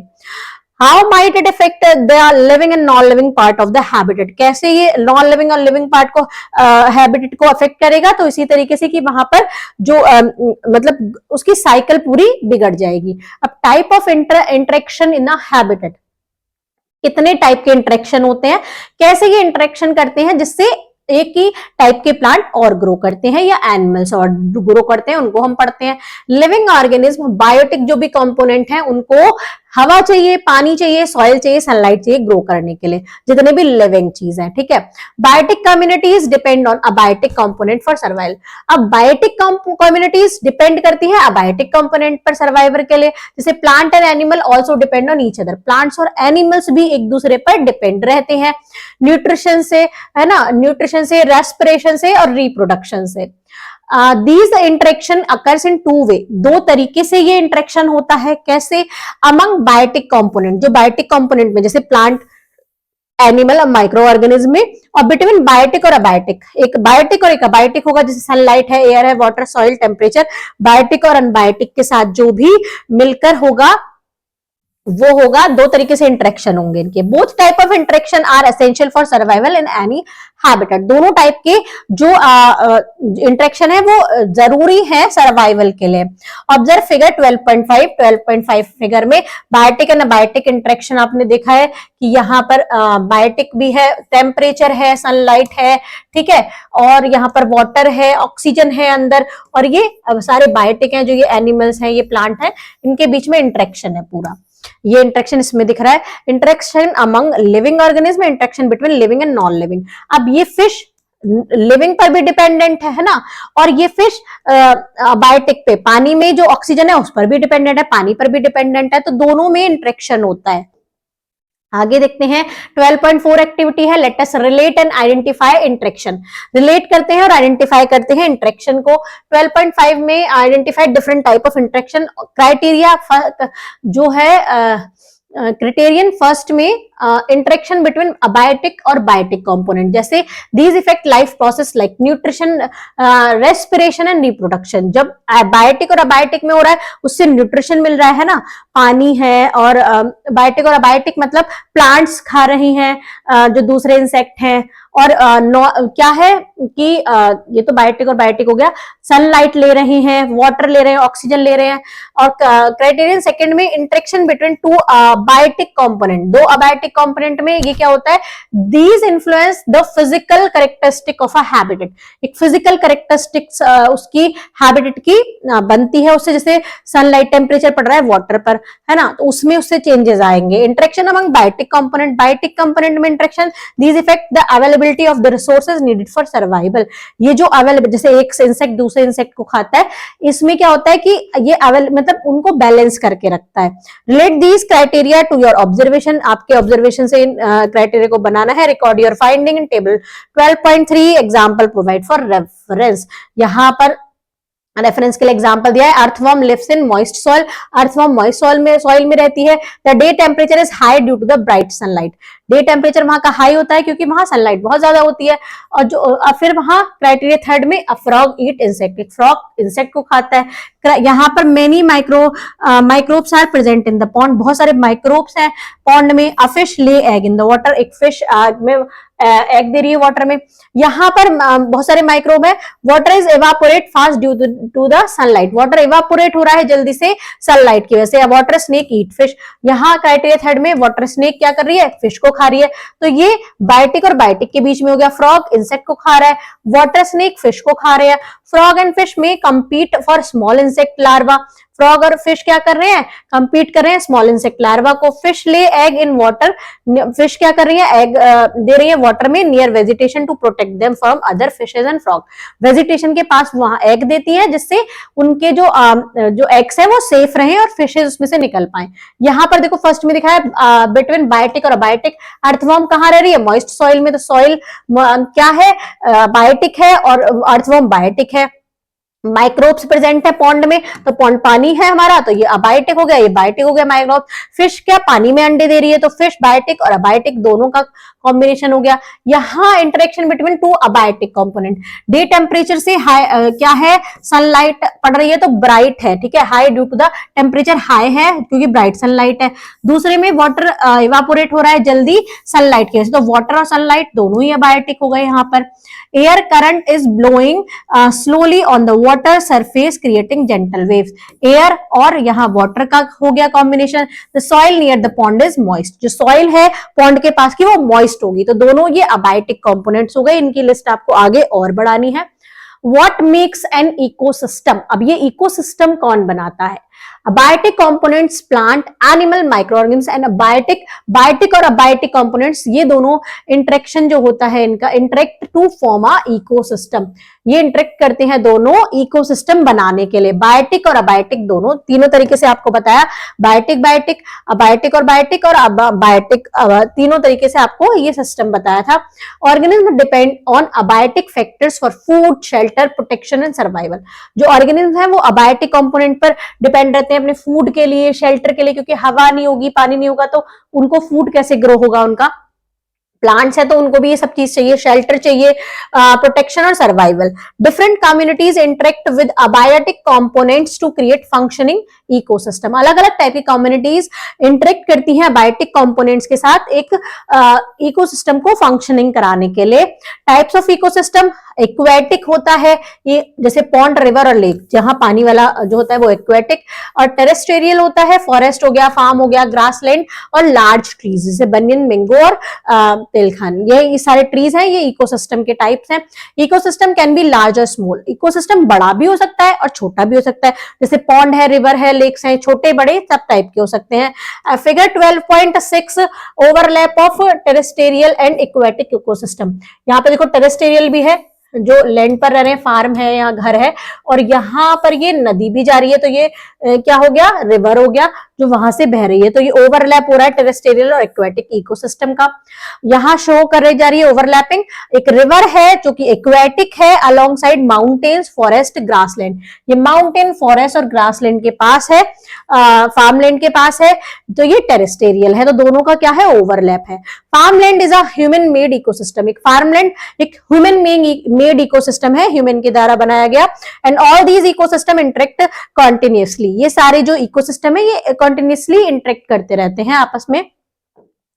आगे देखते हैं importance of biotic and abiotic interaction, इनके बायोटिक और अबायोटिक इंटरेक्शन की क्या इंपॉर्टेंस है, क्या जरूरत होती है ना। इंडिविजुअल है, ये अकेला है, ठीक है। यहाँ पर देखो ये एक तरीके के 3 रैबिट हैं, तो ये हो गई इनकी पॉल्यूशन है, पॉपुलेशन है ना। अब यहाँ पर बहुत देखो रैबिट्स भी हैं, डियर भी हैं, रेन डियर भी हैं, फॉक्स भी है, ट्री भी है, तो ये अलग अलग टाइप के सारे मिलकर एक जगह रह रहे हैं फॉरेस्ट में, तो ये मिलकर हो गई इनकी कम्युनिटी, ठीक है। और बाकी अब इनको ये डिपेंडेंट है एक दूसरे पर, ये पानी पी रहा है, यहाँ प्लांट से इनको कुछ फ्रूट खाने को मिले, कुछ भी खाने को मिलेगा, सनलाइट मिल रही है, एयर मिल रही है, तो ये हो गया पूरा बच्चों इकोसिस्टम। अब इंडिविजुअल टू इकोसिस्टम, अकेले से लेके पूरा इकोसिस्टम ही मैटर करता है, अकेले से लेके फिर पॉपुलेशन हुई, फिर कम्युनिटी बनी और कम्युनिटी से एक इकोसिस्टम बना, तो ये फॉरेस्ट का ऐसे इकोसिस्टम दिखाया है। Component and there interaction keep an ecosystem functioning, component और उनके साथ का जो इंटरेक्शन होता है वो इकोसिस्टम को फंक्शन कराता है, मतलब उससे इकोसिस्टम बनता है। Abiotic factors supporting biotic life, abiotic factors जो होते हैं वो सपोर्ट करते हैं बायोटिक लाइफ को, जैसे पानी या हवा है वो सपोर्ट करती है प्लांट्स को या एनिमल्स को, sunlight, carbon dioxide, water needed for photosynthesis, photosynthesis के लिए ये जरूरत होती है इनकी, तो ये कहां से मिलता है, ये अबायोटिक कंपोनेंट्स हैं। सॉइल प्रोवाइड करता है nutrient and support for plant, support करता है प्लांट को और न्यूट्रिशंस देता है। एयर प्रोवाइड करती है oxygen for respiration in animal and plant, respiration के लिए ऑक्सीजन चाहिए एनिमल्स को, प्लांट कार्बन डाइऑक्साइड लेते हैं और ऑक्सीजन रिलीज करते हैं। Water essential for all living beings, water सबको चाहिए जितनी भी लिविंग बींग्स हैं, और ये सारी चीजें क्या है बच्चों, ये अबायोटिक है ना, sunlight, air, soil, water. Biotic factors support abiotic stability, अब जो बायोटिक है वो भी सपोर्ट करते हैं अबायोटिक को, जैसे प्लांट ही तो रिलीज करते हैं ऑक्सीजन को, वही तो ऑक्सीजन एयर में जाता है। रूट्स प्रोवाइड करती हैं सॉइल इरोजन, प्रिवेंट करती हैं सॉइल इरोजन से। अगर रूट हैं, पेड़ पौधे हैं, तो वो सॉइल को पकड़ के रखती हैं, सॉइल इरोजन से प्रिवेंट करती हैं। Plant retain soil moisture and help cool at the temperature, plants retain करते हैं सॉइल मॉइस्चर और कूल करते हैं एटमॉस्फेयर के टेम्परेचर को। You can observe any near by ecosystem to study these interaction, आप भी ऑब्जर्व कर सकते हैं आपके आसपास का कोई भी इकोसिस्टम, और आपको ये इंटरेक्शन और अच्छे से समझ में आएगा जब आप खुद से देखोगे और ऑब्जर्व करोगे। While studying biotic interaction, note how organisms depend on each other for food. जब आप बायोटिक का इंटरेक्शन के बारे में पढ़ेंगे या उनको ऑब्जर्व करेंगे तो आप देखेंगे कि ऑर्गेनिज्म कैसे डिपेंड रहते हैं एक दूसरे पर फूड के लिए। जैसे हम ह्यूमन बींग्स हैं, प्लांट्स पर डिपेंड है फूड के लिए, तो दोनों ही बायोटिक कंपोनेंट्स हैं। एनिमल्स पर डिपेंड है, काऊ हमें मिल्क देती है, तो एक दूसरे पर सब डिपेंडेंट होते हैं। एक्टिविटी 12.5 लेट अस क्लासिफाई, इसमें देखते हैं ऑब्जर्व फिगर 12.1 बी। आपको ऑब्जर्व करना है जो फिगर दिखाई थी 12.1 बी, आप बुक ओपन करके सारी फिगर्स को देखते चलिए। शोइंग अ फॉरेस्ट इकोसिस्टम, वहां आपको क्या दिखाया था, एक फॉरेस्ट इकोसिस्टम। चलो देख लेते हैं। 12.1 में फॉरेस्ट का इकोसिस्टम दिखाया था, मेनली मैंने सारी पिक्चर लगाई है तो बहुत पीछे आएगा। 12.3 है, 12.2 है, 12.1 ये रही। टू टाइप्स ये दिखाए थे यहाँ पर फॉरेस्ट हैबिटेट, तो ये फॉरेस्ट का इकोसिस्टम दिखाया है जिसमें सारे एनिमल्स मिलकर रह रहे हैं। तो चलते हैं, हम कहां पर थे, हम पढ़ रहे थे फॉरेस्ट का ecosystem. Classify spot the organism listed in the table 12.4। यहाँ पर कौन कौन से, deer, horse, vulture, Bengal fox, birds, squirrel, mouse, mushroom tree, ये सारी यहाँ पर ऑर्गेनिज्म के नेम लिखे हैं। Record your observation in table 12.4 by identify whether each organism is. यहाँ पर आपको पूरी टेबल को यहाँ पर फिल करना है जिसमें परफॉर्म फोटोसिंथेसिस, कौन कौन से फोटोसिंथेसिस की जो प्रोसेस है उसको फॉलो करते हैं। तो ये डियर, हॉर्स, वल्चर ये तो नहीं करते, तो इनको नो लिखेंगे, ट्री करते हैं, ठीक है। और बाकी मशरूम क्या होता है, दूसरे प्लांट पर डिपेंड रहते हैं। Feeds on plant and plant product, तो ये डियर ये क्या खाता है, ग्रास और leaf, grass and leaves of plant खाता है।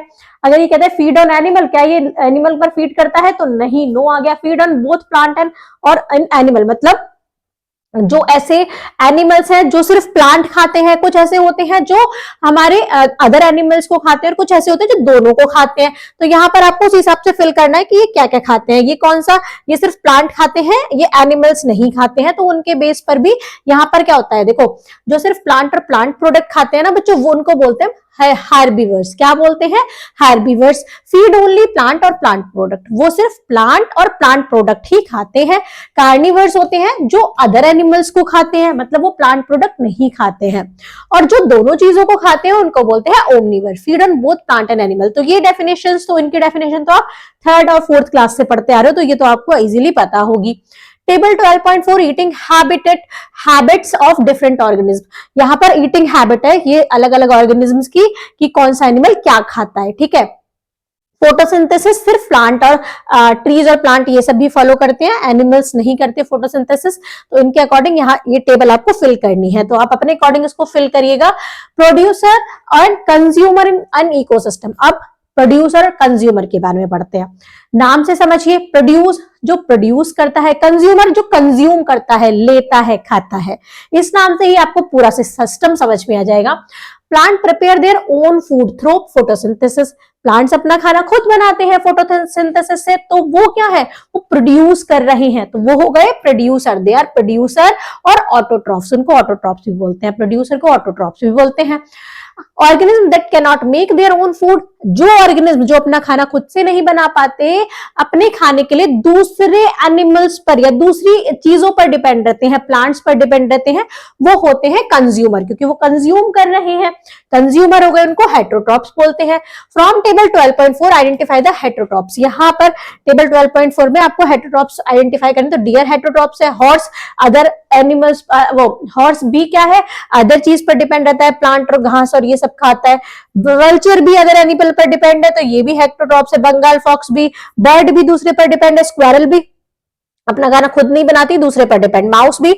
मशरूम और ट्री, ये क्या है? ये नहीं है, नहीं मशरूम होगा क्योंकि मशरूम क्या है?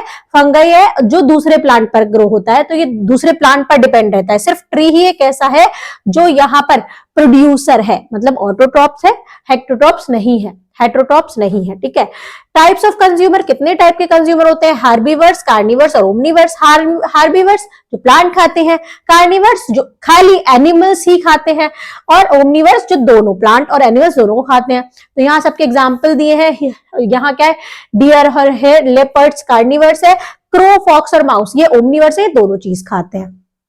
ये देखो फूड चेन है, ग्रास को रैबिट खा रहा है, रैबिट को यहाँ पर लेपर्ड खा रहा है, तो इस तरीके से फूड चेन चलती है। अब हु ईट्स हुम, कौन किसको खाता है? कोई मतलब हर कोई कुछ ना कुछ खाता है, तो कौन किसको खाता है? Activity 12.5 help us understand that feeding relationship among organism. Organism के बीच में फीडिंग रिलेशनशिप क्या है वो हम इस एक्टिविटी में सीखने वाले हैं। These relationship show who eats whom in an ecosystem। ये रिलेशनशिप दिखाता है कि इकोसिस्टम में कौन किसको खाता है। By linking these feeding connection, we can identify how energy flow from producers to consumer। ये वाली जो फीडिंग कनेक्शन है कि जैसे प्लांट है, प्लांट को क्या खा रहा है? ये खा रहा है, क्या है ये? ग्रास हॉपर खा रहा है, ठीक है, ग्रास को। तो ये क्या है? ये जो कनेक्शन है, ग्रास हॉपर को फ्रॉग खा रहा है, फ्रॉग को स्नेक खा रहा है, स्नेक को वल्चर खा रहा है, तो ये पूरा चेन चल रही है यहां से यहां तक।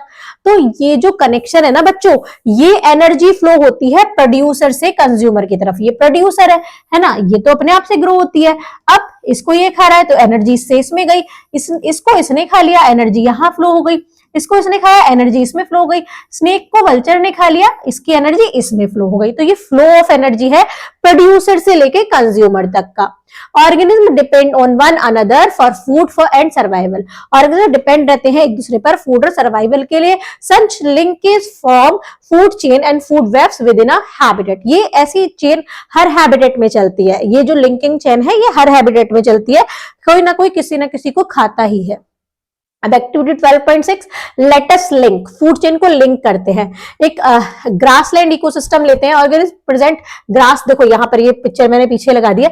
ग्रास, ये जो मैंने आपको बताया, ग्रास, ग्रास हॉपर ग्रास को खा रहा है, फ्रॉग ग्रास हॉपर को, स्नेक फ्रॉग को, और वल्चर स्नेक को, ऐसे करके ये पूरा चल रहा है। यहाँ ईगल को, सॉरी यहाँ पर वो, सॉरी मैंने ईगल को गलती से वो बोल दिया था। 12.8 shows an example of who eat whom for some organism। तो फिगर 12.8 दिखा रही है, ये एग्जांपल है कि कोई 12.8 की कोई ना कोई किसी ना किसी को खाता ही है। रैबिट ग्रास को और लिपर्ड रैबिट को। Draw feeding relationship for remaining organism by adding arrow like 12.8। ऐसे ही आपको फीडिंग बनानी है रिलेशनशिप। ग्रास को हेयर खाता है, हेयर को फॉक्स खाता है, ये सिंपल फूड चेन हो गई। अनदर पॉसिबल फूड चेन, बहुत सारी चेन बनानी है। ग्रास हॉपर खा लिया, उसको फ्रॉग ने खाया, फ्रॉग को स्नेक ने फ्रॉग को खाया, ईगल ने स्नेक को खाया। अ food chain is a linear sequence that show who eat हुम इन एन इकोसिस्टम। ये फूड चेन क्या है बच्चों? ये एक लीनियर सीक्वेंस है कि सीक्वेंस में कौन किसको खाता है। अब सीधा ये आके तो ग्रास को नहीं खा रहा है, स्नेक आके तो ग्रास को नहीं खा रहा है, फ्रॉग आके तो ग्रास को नहीं खा रहा है, ये पूरी एक चेन चलती है। तो ये एक फूड चेन होती है जो क्या होती है कि इकोसिस्टम में ये बताती है कौन किसको खाता है। This feeding interaction explain how energy flow through the biotic component. ये फीडिंग इंटरेक्शन बताता है कि कैसे एनर्जी फ्लो होती है बायोटिक से। बायोटिक्स में कैसे एनर्जी फ्लो होती है जो बायोटिक कंपोनेंट में एक से दूसरे में जाती है। अब 12.7 एक्टिविटी देख लेते हैं। Let us draw trophic level and pyramid. एक पिरामिड बनाते हैं, तो उसमें देखते हैं 12.10 A show a crop field with millet, mouse and eagle. ये क्रॉप फील्ड है जिसमें मिलेट है, माउस है और ईगल भी है। Count the number of each organism show. अब यहाँ पर काउंट करना है, देखो 1 2 3 4 5 6 7 8 9 10 11 12 13 14 14 तो यहाँ पर 14 और 15 तो यहाँ पर माउस दिख रहे हैं। ईगल हमें एक ही दिख रही है इस पेड़ पर, है ना। Count the number of organism show, और यहाँ मिलेट तो बहुत सारी है ना, मिलेट के जो पेड़ है। Make a table and right the number of each organism. एक टेबल बनाना है जिसमें आपको सब ऑर्गेनिज्म के नंबर लिखने हैं। मिलेट के 1 2 3 4 5 6 7 ऐसे करके, और माउस के और वल्चर के। Arrange these number in ascending order, highest highest number at the base, base में हाईएस्ट नंबर रहेगा तो मिलेट सबसे नीचे रहेगा, है ना, जो कि प्रोड्यूसर है, ये प्रोड्यूसर है। और बाकी फिर माउस आएंगे और माउस को क्या खा रहा है, माउस को ईगल खा रही है, तो ऐसे करके एक पिरामिड सिस्टम बन जाएगा। Place millet mouse and eagle appropriately, देखो यहां पर आपको बनाना है, माउस यहां पर रहेगा सेकंड नंबर पर, यहां पर मिलेट्स रहेगा, मिलेट सबसे ज्यादा है ना, और यहां पर ईगल है। ऐसे करके एक पिरामिड बना दिया जिसमें तीनों बेस पर मिलेट, फिर माउस और then eagle approximately in figure 12.10 यहां पर हमने कर दिया। The final figure formed a pyramid, जो फाइनल फिगर है वो पिरामिड बना दी, क्योंकि मिलेट सबसे ज्यादा है, उससे कम माउस है, उससे कम ईगल है। Each organism food chain has trophic level, हर किसी के ट्रॉपिक लेवल होते हैं। जैसे प्रोड्यूसर है ग्रीन प्लांट, कोई भी प्रोड्यूसर है तो यहाँ मिलेट ग्रीन प्लांट है ना, तो फर्स्ट ट्रॉपिकल लेवल हो गया। हार्बीवर्ड्स जो इन प्लांट्स को खाते हैं, जैसे हेयर है, डियर है, माइस, माउस है, ये सेकंड लेवल पर हो गए। स्मॉल कार्निवर्स जैसे फ्रॉग, स्मॉल बर्ड्स, ये थर्ड लेवल पर हो जाएंगे। और लार्ज कार्निवर्स जैसे टाइगर है, ईगल है, वल्चर है, ये नेक्स्ट लेवल पर आते हैं। तो ऐसे करके पूरा पिरामिड बनता चला जाता है। एक्टिविटी 12.8 में देखते हैं, let us trace and link food web, एक फूड वेब बनाते हैं, मतलब उसको लिंक करते हैं। Observe 12.11 figure and add more arrow to show missing who eat whom relationship.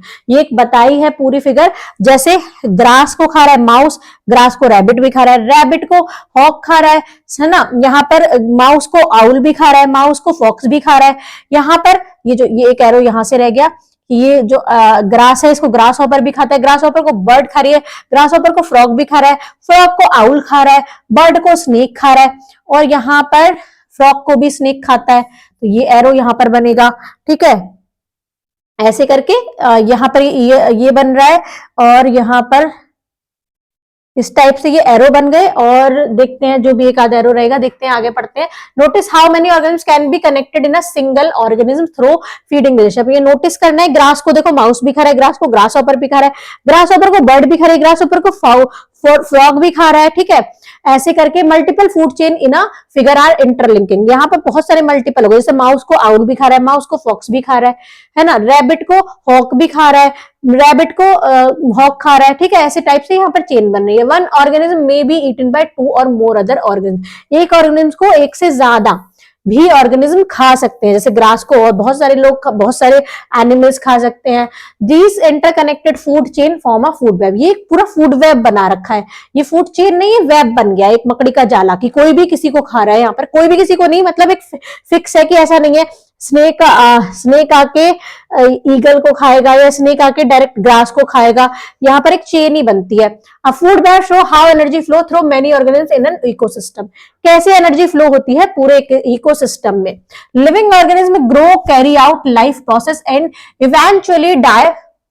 Living organism से ग्रो करते हैं, लाइफ प्रोसेस उनका पूरा फॉलो होता है, और लास्ट में जाके वो मर जाते हैं। Producing waste and dead organic matter, और क्या करते हैं, प्रोड्यूसिंग वेस्ट प्रोड्यूस करते हैं और डेड ऑर्गेनिक मैटर प्रोड्यूस करते हैं।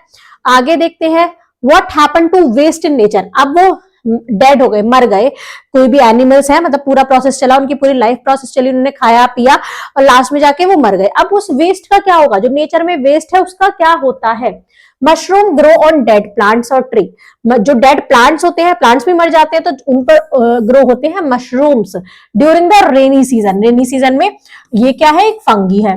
Micro organism like fungi and bacteria break down dead plants, जो माइक्रो ऑर्गेनिज्म होते हैं जैसे फंगी या बैक्टीरिया, डेड प्लांट्स और एनिमल्स को तोड़ते हैं सिंपलर फॉर्म में, सिंपलर सब्सटेंस में उनको तोड़ते हैं, जो वो हमारे अर्थ में अच्छे से डिसॉल्व हो जाए।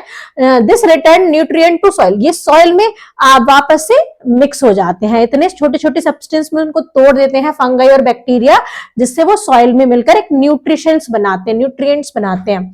टेनी इंसेक्ट जैसे बीटल्स और flies also help break down waste such as animal dung. आपने देखा होगा कि डंग्स पर जो काउ डंग या बुफेलो डंग, कोई भी ऐसे होता है या वेस्ट होता है, या जो डेड एनिमल होते हैं उन पे आपको मक्खी, मच्छर और ये छोटे छोटे जो कीड़े मकोड़े हैं, लिटिल छोटे छोटे इंसेक्ट्स जो होते हैं, वो आपको उस पर घूमते मिलेंगे। तो वो क्या करते हैं, वो सब्सटेंस को छोटे छोटे सब्सटेंस में तोड़ने का काम करते हैं, जिससे वो सॉइल में अच्छे से मिल जाए न्यूट्रिएंट की फॉर्म में। ये जो होता है इसको बोलते हैं, ये जो प्रोसेस होता है तोड़ने का डेड मैटर्स को, उसको डीकम्पोजिशन बोलते हैं। जिस प्रोसेस में ये छोटे छोटे कंपोनेंट में टूटता है, सब्सटेंस में टूटता है। Organism that perform decomposition are decomposer and saprotroph. जो ऑर्गेनिज्म ये डीकम्पोजिशन का प्रोसेस करते हैं उनको हम डीकम्पोजर बोलते हैं और सेप्रोट्रॉप्स बोलते हैं। क्लियर? तो यहाँ पर आपको समझ में आ गया होगा कि कैसे जो डेड एनिमल होते हैं वो तो अगर ऐसे डेड होते चले जाएंगे तो बहुत सारे एनिमल मर के हमारे अर्थ पर रह जाएंगे, तो कितना गंदगी और कितनी सारी चीजें फैल जाएंगी। वो ऐसा नहीं होता है, और भी एनिमल्स होते हैं जो उनको तोड़ने का, ब्रेक डाउन का काम करते हैं और फिर से उनको सॉइल में मिक्स कर देते हैं। आगे देखते हैं, डीकम्पोजिशन एनरिच सॉइल विद जो डीकम्पोजिशन होता है उससे सॉइल में न्यूट्रिएंट्स मिलते हैं, जिसकी हेल्प से प्लांट और अच्छे से ग्रो होते हैं, क्योंकि उसको न्यूट्रिशन मिल चुका होता है। Decomposers play a key role in recycling nutrient in the environment. अब जो डीकम्पोजर है, मतलब इनका भी कितना रोल है कि ये क्या करते हैं, इन न्यूट्रिएंट्स को रिसाइकल करने में, एनवायरमेंट में इसका बहुत बड़ा रोल प्ले करते हैं।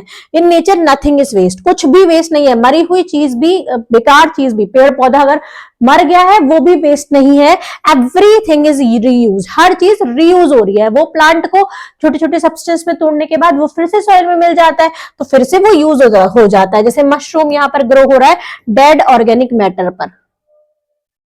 Ever heard of migratory birds. अब मिग्रेटरी बर्ड्स क्या होती हैं? कुछ बर्ड्स ऐसी होती हैं कि अपनी जगह से मिग्रेट हो जाती हैं, वहां से चली जाती हैं कुछ टाइम के लिए।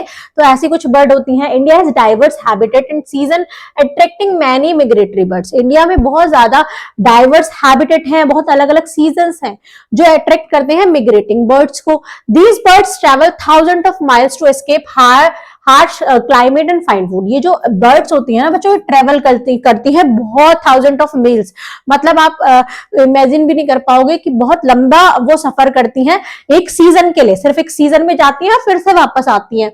तो ये क्या करती हैं, हार्श क्लाइमेट से बचने के लिए और फूड को ढूंढने के लिए मिग्रेट करती हैं। Migratory birds enhance the beauty of habitat and help maintain ecosystem balance. ये क्या करती हैं, ये बर्ड एनहांस करती हैं जो हैबिटेट की ब्यूटी है। जब वो आ जाती है वहां पे तो वहां पर कितना ब्यूटीफुल लगता है वो सीन, एंड इकोसिस्टम को बैलेंस करने में भी हेल्प करती है। क्योंकि वहां पर फूड नहीं होता तो वहां पर तो स्कार्सिटी हो जाएगी, कमी हो जाएगी, तो वो एक जगह छोड़कर ऐसी जगह पर आ जाती है जहां पर फूड एक प्रॉपर मात्रा में प्रेजेंट होता है उनके लिए। They act as pollinators and seed disperser. ये पॉलिनेटर का काम करते हैं। पॉलिनेटर मतलब इधर के फ्लावर से या कुछ लेके सीड्स को दूसरी जगह पर भेजना, दूसरी जगह पर छोड़ना। डिस्पर्स करती हैं। Linking different habitat along their migration path. जब पूरे पाथ में जहां से वो जहां तक जाती हैं तो पूरे पाथ में वो ऐसा ये सब करती हुई जाती हैं, डिस्पर्जर करती हुई जाती हैं। They also help control insect pest. ये इंसेक्ट जो पेस्ट होते हैं उनको भी कंट्रोल करती है, जिससे हमारी क्रॉप है अच्छे से ग्रो करती है। जैसे बहुत सारे एनिमल्स हैं, जैसे एग्जांपल का एक बताया है, demoiselle crane visit of water bodies to Khichan village Jodhpur during winter. Winter में ये विजिट करती है क्योंकि वहां के पानी में जितनी भी वाटर बॉडीज वेस्टेज होते हैं उनको खाने के लिए। Observe which migratory birds appear in area during winter. Winter में आपके एरिया में कौन सी बर्ड मिग्रेट करती है वो आपको एक बताना है, ऑब्जर्व करना है। एक्टिविटी है आपको collect postal stamp and migratory birds issued by India Post and learn about their place of origin, reason for migration. मतलब आपको एक एक्टिविटी करनी है, इंटरनेट पर आप सर्च कर सकते हैं इजीली कि कोई सी बर्ड क्यों मिग्रेट करती है, उसका प्लेस क्या है मेन, और वो उसका रीजन क्या है वहां से जाने का। कोई तो रीजन होगा जो वो मिग्रेट करती है विंटर सीजन में या कभी भी। Display the stamp collection in the science lab और लाइब्रेरी टू स्प्रेड अवेयरनेस। जैसे ये डिस्प्ले करनी है जो स्टैम्प है, जिसमें आपको साइंस लैब में या लाइब्रेरी में आप इसको डिस्प्ले कर सकते हैं, जिससे अवेयरनेस और फैले। यहाँ पर बर्ड्स के नेम दिखाए गए हैं। 12.7 how does one change lead to another. एक चेंज दूसरे पे कैसे फर्क करता है। फिगर 12.13 में देखते हैं, one change leads to another. जैसे यहाँ पर पढ़ते हैं पहले, show how a single change can trigger many others. एक छोटा सा चेंज कैसे पूरे उसमें इफेक्ट करता है, कैसे। अब जैसे एग्जांपल के लिए, pollution cause many ponds plant to die. जो पोल्यूशन है उसमें बहुत सारे प्लांट्स क्या हैं, वो पॉन्ड के जो प्लांट्स हैं वो मर रहे हैं। कम प्लांट होंगे तो लेस ऑक्सीजन होगी, पानी में कम ऑक्सीजन होगी, प्लांट कम होंगे तो पानी में ऑक्सीजन कहां से आती है, प्लांट से ही तो आती है, वो कम होगी। लो ऑक्सीजन होगी तो फिश की पॉपुलेशन भी कम होगी, क्योंकि ऑक्सीजन कम है तो फिश कहां से जिंदा रहेंगी। कम फिश होंगी तो ज्यादा इंसेक्ट होंगे, as there are fewer consumer to eat them, क्योंकि इंसेक्ट वो फिश खा रही थी वाटर के, तो वो इंसेक्ट ज्यादा हो जाएंगे क्योंकि कम फिश है उन्हें खाने के लिए। जब इंक्रीज होंगे इंसेक्ट तो उससे क्या होगा, spread to near by farmland and damaging crops, वो जाएंगे आसपास के फार्मलैंड में इंसेक्ट और वहां की जो क्रॉप्स है उसको डैमेज कर देंगे, उनको खाएंगे, उनको डैमेज करेंगे। अब जो फार्मर है वो क्या करते हैं, इन इंसेक्ट को मारने के लिए पेस्टिसाइड्स का यूज करते हैं, उनको मारने के लिए, जिससे कि एनवायरमेंट को फिर से हार्म पहुंच रहा है, क्योंकि वो एनवायरमेंट में फैल रही है और जो हमारी क्रॉप्स है उसमें जा रही है, तो उससे फिर से एनवायरमेंट को हार्म होगा। अब जो वो फूड क्रॉप से हम खाएंगे तो हमको भी हार्म होगा। One change can lead a chain reaction causing multiple environment problem. अगर एक ही चेंज हो गया कि क्या हो गया, पॉल्यूशन कॉज मेनी प्लांट्स अगर मर गए, प्लांट्स कम हो गए पॉल्यूशन की वजह से, तो प्लांट्स की वजह से पानी में ऑक्सीजन कम होगी, उस ऑक्सीजन की वजह से फिश कम होंगी तो ज्यादा इंसेक्ट होंगे, इंसेक्ट बहुत ज्यादा हो जाएंगे, ये इंसेक्ट जाएंगे क्रॉप पर, जो कि पेस्ट क्या करेंगे, ये जो पेस्ट है ये डैमेज करेंगे क्रॉप्स को, और जब क्रॉप्स डैमेज होगी तो जो वो क्रॉप्स ग्रो कर रहा है वो पेस्टिसाइड डालेगा इनको मारने के लिए, तो फिर से एनवायरमेंट हो जाएगा गंदा, खराब, और उस पेस्टिसाइड वाली जो क्रॉप्स है उसको हम खाएंगे तो हमारी भी बॉडी खराब होगी। तो एक चेंज से कैसे पूरा एनवायरमेंट पर फर्क पड़ा। क्वेश्चन है यहाँ पर आपके लिए, What happen when we intervene in nature? अगर हम नेचर में छेड़छाड़ी करते हैं तो क्या होता है, इसको आपको कमेंट में आंसर देना है, क्योंकि सबके ओपिनियन अलग अलग होगी, सब बताएंगे अपने अकॉर्डिंग कि क्या ऐसी चीज है जिससे क्या फर्क पड़ेगा अगर हम नेचर की चीजों में इंटरफेयर करते हैं। 12.9 एक्टिविटी देख लेते हैं। Let us read frog population and ecosystem balance. Frog की पॉपुलेशन के बारे में पढ़ते हैं, कैसे इकोसिस्टम बैलेंस रहता है इनकी वजह से, उसको पढ़ते हैं। In the 1980s, India export large quantities of frog legs, mainly from the Indian bullfrog. In 1980 में इंडिया ने बहुत ज्यादा फ्रॉग लेग्स को बहुत ज्यादा क्वांटिटी में एक्सपोर्ट किया। क्या हुआ, जिससे over harvesting cause a decline of frog population. जब ज्यादा पकड़े गए फ्रॉग्स, क्योंकि उनको एक्सपोर्ट करना था, तो उससे फ्रॉग की पॉपुलेशन हो गई कम। अब क्या हो गया, फ्रॉग इंसेक्ट को खाते हैं, जब फ्रॉग ही कम रहेंगे तो जिससे एग्रीकल्चर जो पेस्ट है, जो इंसेक्ट है वो बढ़ जाएंगे। अब जब फार्मर्स क्या करेंगे, उन इंसेक्ट को, पेस्ट को मारने के लिए वो यूज करेंगे सिंथेटिक पेस्टिसाइड, जिससे हार्म पहुंचेगा एनवायरमेंट को, सॉइल और वाटर में जाएगा, सॉइल और वाटर की क्वालिटी और क्वांटिटी, जो क्वालिटी है उसे कम करेगा, और ह्यूमन एनिमल की हेल्थ को, क्योंकि ह्यूमन एनिमल ही तो उनको कंज्यूम कर रहे हैं, तो उनकी हेल्थ भी खराब होगी।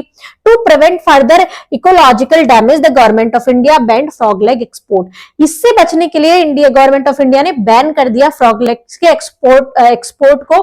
N ecosystem remain balance when interaction keep population और एंड रिसोर्सेज स्टेबल। इकोसिस्टम को बैलेंस रखना है, ऐसा नहीं है कि कुछ चीज हम ज्यादा मात्रा में हटा दें या ज्यादा मात्रा में लगा दें, वो हर चीज अपनी एक पर्टिकुलर चीज होनी ही चाहिए, तभी इकोसिस्टम या पॉपुलेशन क्या होती है, बैलेंस रहती है। The balance in dynamic not permanent. ये बैलेंस क्या है, डायनेमिक है, परमानेंट नहीं है, and can be disrupted by nature and human made change. ये क्या होता है कि नेचर से भी खराब हो जाता है कभी कभी, और मैन मेड के जो चेंज होते हैं, ह्यूमन की वजह से भी ये चेंजेस आते हैं। आगे देखते हैं, how do interactions maintain balance in ecosystem. जो इंटरेक्शन है एक दूसरे के बीच, वो इकोसिस्टम को कैसे बैलेंस करता है, तो ऑलरेडी हम पढ़ चुके हैं। Competition among a community in an ecosystem, पहले हम इसको पढ़ लेते हैं, फिर फिगर देखेंगे।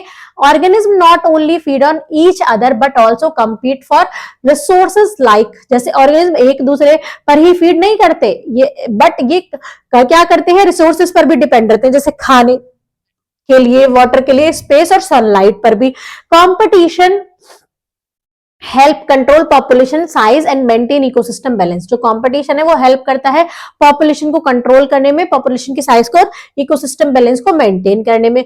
विदाउट कंपटीशन वन स्पाइसेस में ग्रो टू मच। अगर कंपटीशन नहीं होगा, एक दूसरी चीज को कोई नहीं खाएगा, तो उससे क्या होगा कि जो बहुत ज्यादा स्पाइसेस हो जाएंगे, जैसे क्या फिश को खाती हैं, अगर यही नहीं होंगे तो क्या होगा, फिश ज्यादा इंक्रीज हो जाएंगी, फिश ज्यादा इंक्रीज होंगी तो वो मतलब पूरा इकोसिस्टम क्या होगा, हिल जाएगा। एक स्पाइसेस बहुत ज्यादा मात्रा में ग्रो हो जाएगा और इम्बैलेंस हो जाएगा। Ecosystem also have other type of interaction, और भी अदर टाइप के इंटरेक्शन होते हैं इकोसिस्टम में, जैसे म्यूचुअलिज्म, बोथ ऑर्गेनिज्म बेनिफिट, जिससे म्यूचुअल जिसमें काम करते हैं, जिसमें दोनों को ही बेनिफिट मिलता है। जैसे हनी बी और फ्लावर। हनी बी फ्लावर से अगर क्या लेती है, फ्लावर से उनका जो लिक्विड है वो लेती है, रस पीती है, तो उससे फ्लावर को भी फायदा होता है, क्योंकि दूसरी जगह पर उसको डालती है, दूसरा फ्लावर ग्रो होता है। तो यहाँ पर म्यूचुअलिज्म है। और एक क्या होता है, कॉमनलिज्म, जिसमें एक को बेनिफिट होता है और अदर अनअफेक्टेड, दूसरा अनअफेक्टेड रहता है, एक को बेनिफिट होता है। जैसे orchids growing on tree, orchids अगर ट्री पर ग्रो हो रहे हैं तो एक को बेनिफिट है, इसमें ट्री को बेनिफिट नहीं है। और एक होता है पैरासाइटिज्म, जिसमें एक को बेनिफिट है और दूसरे को हार्म पहुंचता है। जैसे टिक्स ऑन डॉग, डॉग्स के जो स्किन है अगर उस पर कीड़े लग जाएं, कहते हैं कि डॉग की स्किन पर कीड़े हैं तो दूसरे को हार्म पहुंचाएंगे। उससे क्या होगा, जैसे वो दूसरे के, अगर डॉग किसी दूसरे डॉग के पास गया तो उसको हार्म पहुंचाएगा, या किसी ह्यूमन के पास गया उसको हार्म पहुंचाएगा। These relationship form a complex web of life, ये जो रिलेशनशिप है इससे कॉम्प्लेक्स वेब बन जाता है लाइफ में, keeping ecosystem functioning and stable. इससे क्या होता है कि इकोसिस्टम फंक्शन करता है और स्टेबल रहता है। तो ये पूरा एक वेब बनाया गया है। बीज नेक्टर ये फ्लावर से लेती हैं, तो जिससे फ्लावर्स गेट पॉलिनेटेड, एक जगह से दूसरी जगह पर उसने डाला तो वहां पर भी फ्लावर ग्रो करा। यहाँ पर देखिए कि ऑर्चिड्स हैं, ऑर्चिड्स तो न्यूट्रिशन ले रहे हैं प्लांट से, लेकिन दूसरे को प्लांट का कोई फर्क ही नहीं पड़ रहा, ट्री ब्रांचेस अनअफेक्टेड, इस पे कोई फर्क ही नहीं पड़ रहा। यहाँ डॉग पर अगर कीड़े लग जाते हैं, डॉग गेट स्किन इरिटेशन, इसको स्किन की इरिटेशन होगी तो इसको भी फर्क पड़ा। The ticks feed on dogs blood, ये डॉग के ब्लड को खा रही है तो डॉग को फर्क पड़ रहा है, यहाँ हार्म पहुंच रहा है डॉग को। तो ये इस तरीके से इंटरेक्शन होता है 3 टाइप का। तो आगे देखते हैं बी साइंटिस्ट AJT जॉनसन, इनके बारे में पढ़ते हैं। ये कौन है, AJT Johnson was a renowned Indian wildlife biologist, ये इंडियन वाइल्ड लाइफ बायोलॉजिस्ट हैं। He help us understand forest ecosystem from the perspective of animals, इन्होंने एनिमल्स के पर्सपेक्टिव से हमें पूरा इकोसिस्टम, फॉरेस्ट इकोसिस्टम को जानने में हेल्प की थी।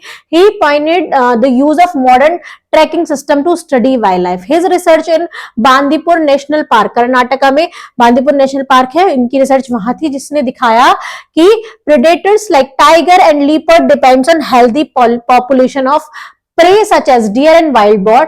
अगर जैसे टाइगर और लीपर्ड है, ये क्या खाते हैं, डियर्स को खाते हैं, तो उनकी पॉपुलेशन को करने के लिए हमें इनकी पॉपुलेशन को सही रखना पड़ेगा, तभी ये टाइगर्स और उनको खाएंगे, डिपेंड रहते हैं इन पर।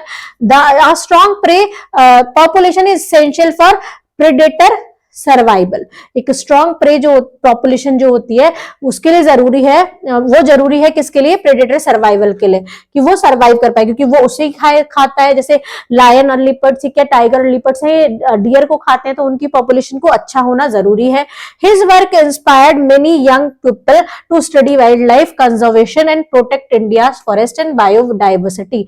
इनके वर्क, इनका जो काम है उन्होंने इंस्पायर किया बहुत सारे यंग पीपल को भी, जो वाइल्ड लाइफ स्टडी करते हैं, वाइल्ड लाइफ कंजर्वेशन को, और प्रोटेक्ट किया उन्होंने इंडिया के फॉरेस्ट को और बायोडाइवर्सिटी को। तो इनका काम बहुत याद रखें, मतलब बहुत इनसे लोगों ने सीखा। What are the benefit of an ecosystem, एक इकोसिस्टम का क्या बेनिफिट है। अब क्या बेनिफिट है, biotic and abiotic components depend on each other to support life process. Biotic और अबायोटिक एक दूसरे पर डिपेंड रहते हैं लाइफ प्रोसेस के लिए, ये मैंने आपको बताया था। Human also receive many benefit from ecosystem, human को भी बहुत सारे बेनिफिट मिलते हैं इकोसिस्टम से। जैसे फॉरेस्ट प्रोवाइड करते हैं उनको fresh air, fertile soil, food, fibre, timber और medicine. Aquatic ecosystem provide water and food, जो एक्वेटिक इकोसिस्टम है वो वाटर और फूड प्रोवाइड करते हैं। Ecosystem offer aesthetic beauty and recreational value, ecosystem offer करता है बहुत एस्थेटिक ब्यूटी और एक रिक्रिएशनल वैल्यू ऐड करता है ह्यूमन के लिए भी, नेचर के लिए। Nature and human are closely connected, जो नेचर और ह्यूमन है वो एक दूसरे से बहुत ही ज्यादा क्लोजली कनेक्टेड है, क्योंकि एक दूसरे पर डिपेंडेंट है। Over using and miss using nature resources disturbing the balance in nature, अगर हम ओवर यूज कर रहे हैं या मिस यूज कर रहे हैं नेचर को, रिसोर्सेस को तो पूरे डिस्टर्ब करता है बैलेंस को नेचर के। जैसे example of threatened ecosystem the Sundarban, Sundarban का एग्जांपल लिया है। वर्ल्ड लार्जेस्ट मैंग्रोव फॉरेस्ट है इंडिया बांग्लादेश में, ये मैंग्रोव फॉरेस्ट है। Home to beauty endangered plant and animal, ये बहुत सारे प्लांट जो डेंजर में है उनके लिए होम है। Protect human by slowing storm wind and flood, protect करता है ह्यूमन को स्टॉर्म को रोकने के लिए, फ्लोड को रोकने के लिए, विंड को रोकने के लिए। Mangrove observe carbon dioxide and release oxygen, जो मैंग्रोव्स होते हैं वो ऑब्जर्व करते हैं ज्यादा कार्बन डाइऑक्साइड और रिलीज करते हैं ऑक्सीजन को। डिक्लेयर्ड है यूनेस्को वर्ल्ड हेरिटेज साइट, इसको डिक्लेयर कर दिया 1987 में वर्ल्ड की यूनेस्को वर्ल्ड हेरिटेज में, वर्ल्ड हेरिटेज साइट में इसको डिक्लेयर कर दिया, इसको ऐड कर दिया। अब पढ़ते हैं threat to the Sundarban and other ecosystem. यहाँ पढ़ते हैं मैंग्रोव फॉरेस्ट, ये सुंदरबन के दिखाए गए हैं, कितने घने जंगल हैं। The Sundarban are under serious threat, ये बहुत ज्यादा डेंजर में है, थ्रेट में है। Mangrove tree cut for fuel wood and farming, अब जो यहाँ की ट्री है वो काटे जा रहे हैं लोगों के द्वारा फ्यूल वुड के लिए और फार्मिंग के लिए। Illegal hunting and over use of forest resources, यहाँ पर इलीगल हंटिंग हो रही है एनिमल्स की और ओवर यूज हो रहा है फॉरेस्ट के रिसोर्सेज का। pollution from industrial waste and untreated sewage damage the water and soil and wildlife, जो pollution है इंडस्ट्रियल का, वेस्टेज का, वो वहां डाला जा रहा है जिससे वाटर, सॉइल और वाइल्ड लाइफ डैमेज हो रहे हैं, वहां के जो पानी है इसमें डाला जा रहा है। These human action disrupt nature ecosystem function, ये जो ह्यूमन का जो एक्शन है इस वजह से पूरा इकोसिस्टम का फंक्शन क्या है, डिसरप्ट हो रहा है, मतलब बिगड़ रहा है।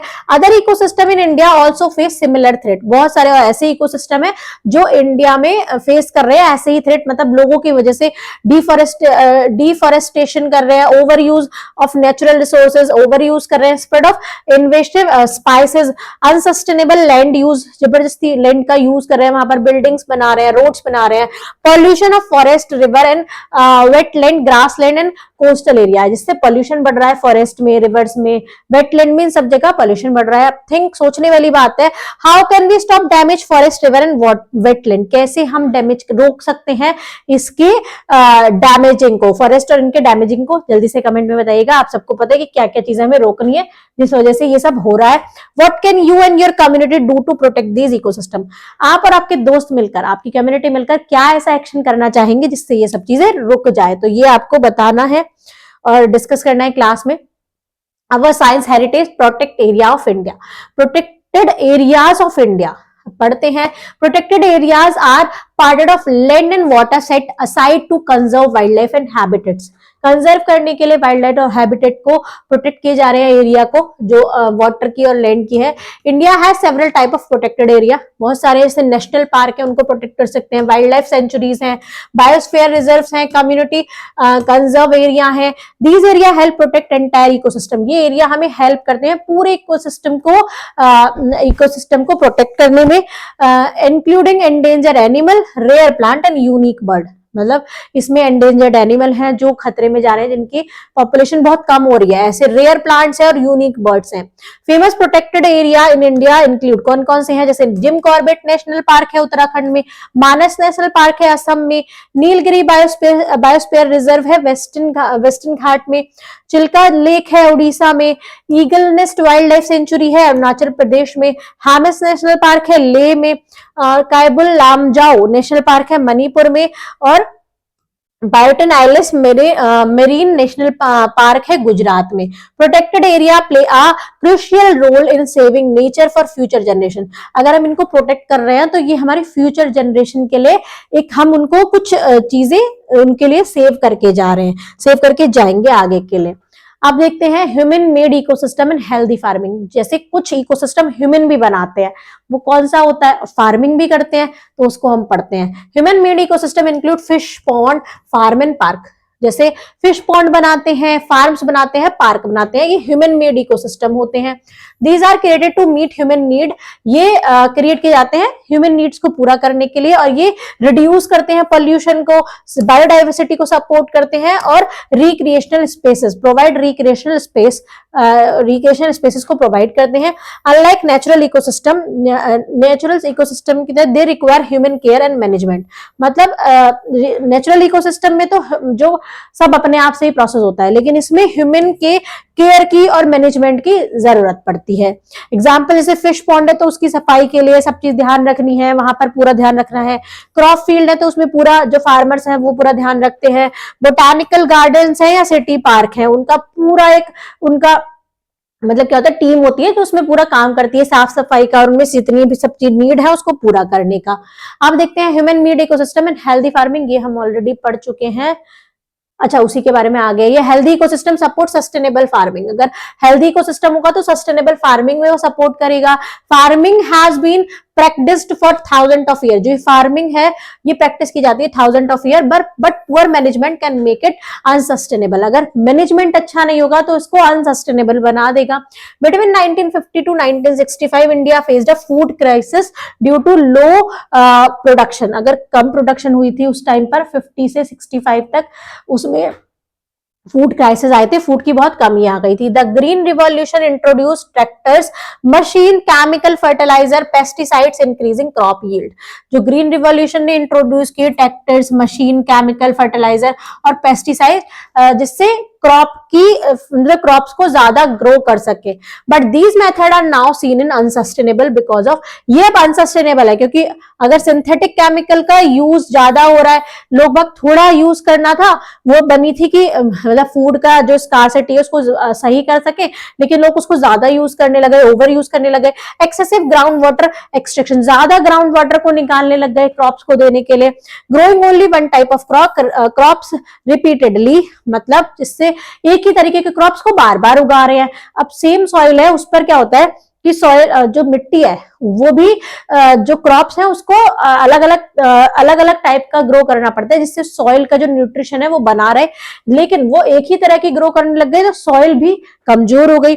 These practices lead to soil degradation, जिससे सॉइल का डिग्रेडेशन हुआ, इकोसिस्टम को हार्म हुआ और ह्यूमन की हेल्थ को भी अफेक्ट हुआ, क्योंकि वहां सिंथेटिक केमिकल से चीजें उगाई जा रही थी। Understanding ecosystem help us adopt sustainable farming practice. जो इकोसिस्टम को अगर हम समझ लेते हैं तो ये हमें हेल्प करती है सस्टेनेबल फार्मिंग प्रैक्टिसेस को अडॉप्ट करने में ये हमें हेल्प करने लगती है। आगे चलते हैं 12.10 लेटेस्ट सर्वे फार्मिंग प्रैक्टिसेस देख लेते हैं। Visit a nearby farm on or speak with farmer in a community. आपकी कम्युनिटी में आपको आसपास के जो भी आपके फार्म है वहां पर जाना है और फार्मर से बात करनी है। Prepare question to understand the pesticide and input they used and whether they reuse और रिसाइकल मटेरियल। उनको कुछ क्वेश्चन आपको प्रिपेयर करने जो आप उनसे पूछ सके कि पेस्टिसाइड को कैसे वो यूज करते हैं, कितना यूज करते हैं, कैसे करके वो सारी चीजें उसको, मतलब वेदर दे रीयूज और रिसाइकल मटेरियल, क्या वो रीयूज और रिसाइकल करते हैं मटेरियल्स को, इस टाइप से उनसे बात करनी है। कुछ क्वेश्चन यहाँ पर दिए गए हैं, सैंपल क्वेश्चन बनाए हैं मैंने। How have your farming practices change over time and why. कैसे आपकी जो फार्मिंग प्रैक्टिसेस है वो चेंज हुई टाइम के चलते और क्यों चेंज हुई, ये पूछना है। What effect do you notice when using synthetic fertilisers and pesticide. जब आपने सिंथेटिक फर्टिलाइजर और पेस्टिसाइड्स को यूज किया तो आपने क्या चेंजेस आपको क्रॉप्स में देखने को लगे, ये पूछ सकते हैं। Have you seen any changes in soil health after using them. जब आपने ये चीज यूज की तो क्या आपको सॉइल में कुछ चेंज देखने को मिले, वो क्या थे, ऐसे करके कुछ क्वेश्चन पूछना है। Interact with farmer and prepare report based on your findings. आपकी फाइंडिंग्स पर आपने जो क्वेश्चन पूछे उसकी पूरी एक रिपोर्ट तैयार करनी है और अपनी क्लास टीचर के सामने उसको शेयर करना है बच्चों के साथ। Synthetic fertiliser and pesticide increase crop production. जो सिंथेटिक फर्टिलाइजर्स होते हैं और पेस्टिसाइड होते हैं उससे क्रॉप का प्रोडक्शन तो बढ़ जाता है। Help India become food secure, जिससे वो इंडिया में जितना भी फूड चाहिए उतना वो प्रोवाइड कर पाती है। However long term use can harm the environment and soil health. लेकिन जो उसका ज्यादा यूज करना, ज्यादा लंबे टाइम तक यूज करना और गलत तरीके से यूज करना, वो क्या करता है, एनवायरमेंट को भी हार्म पहुंचाता है, सॉइल की हेल्थ को भी पहुंचाता है, जिससे उसी सॉइल में हमारा खाना ग्रो होता है तो हमारी हेल्थ को भी पहुंचाता है। Impact of farming practices and need for sustainability, क्या फर्क पड़ता है, क्या इंपैक्ट पड़ता है फार्मिंग प्रैक्टिसेस से और सस्टेनेबल के लिए क्या जरूरी है वो देखते हैं। Over use of synthetic fertiliser, ज्यादा यूज करते हैं सिंथेटिक फर्टिलाइजर का तो सॉइल फर्टिलिटी कम होती है। फ्रेंडली सॉइल माइक्रो ऑर्गेनिज्म कम हो जाते हैं, जो हमें हमारी जो सॉइल के लिए अच्छे भी होते हैं माइक्रो ऑर्गेनिज्म, वो भी खत्म हो जाते हैं। लोअर ऑर्गेनिक मैटर रहता है, ह्यूमस रहती है, सॉइल इरोजन ज्यादा होता है, सॉइल जल्दी उड़ के एक जगह से दूसरी जगह पहुंच जाती है। Synthetic pesticide reduce natural predators, जो होती है सिंथेटिक पेस्टिसाइड रिड्यूस कर देती है नेचुरल प्रेडेटर्स को भी। पेस्ट पॉपुलेशन क्या होती है, जिससे बढ़ जाती है। Heavy irrigation and repeat plogging disturb soil organism, जो ज्यादा इरिगेशन होती है, हैवी इरिगेशन होती है, रिपीटेड प्लॉगिंग जो होती है, उसका सॉइल के ऑर्गेनिज्म जो होते हैं वो भी डिस्टर्ब होते हैं, जैसे अर्थवर्म हो गया, स्नेल्स हो गए। पेस्ट में develop resistance to pesticide, pest जो होते हैं वो रेजिस्टेंस भी कर देते हैं पेस्टिसाइड पर। मोनोकल्चर, सेम क्रॉप रिपीटेडली, एक ही टाइप की क्रॉप आप लगाते रहोगे तो उसको मोनोकल्चर बोलते हैं, जिससे क्रॉप की डाइवर्सिटी रिड्यूस होती है और पॉलिनेटर्स को भी इफेक्ट पड़ता है। Many farmer now explore organic and natural farming to reduce chemical use and protect environment ecosystem. बहुत सारे फार्मर जो हमारे एनवायरमेंट के बारे में सोचते हैं, आजकल वो लोग भी ऑर्गेनिक और नेचुरल फार्मिंग का यूज करने लगे हैं, ऑर्गेनिक फार्मिंग करने लगे हैं, जिससे वो इकोसिस्टम को प्रोड्यूस कर पाते हैं और केमिकल यूज उन्होंने कम कर दिया है। Think what practices can help protect soil, environment and food security for the future।